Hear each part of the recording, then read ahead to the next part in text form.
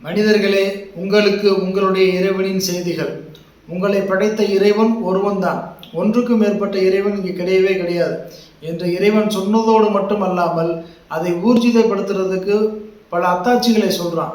ஒருத்தருக்கு மூளை இருந்து அதில் சிந்திக்கும் ஆற்றல் ஒருத்தருக்கு இருக்குமே, ஆனால் ஒருபோதும் இந்த அத்தாட்சிகளை மறுக்கவே முடியாது.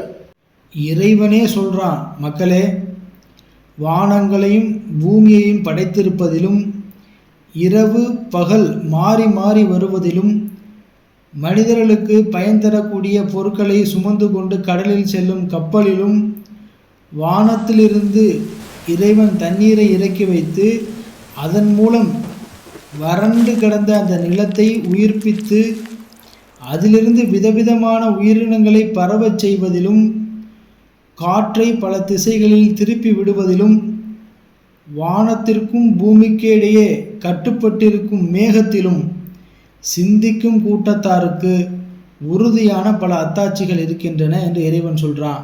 அல் குர்ஆன் 2:164.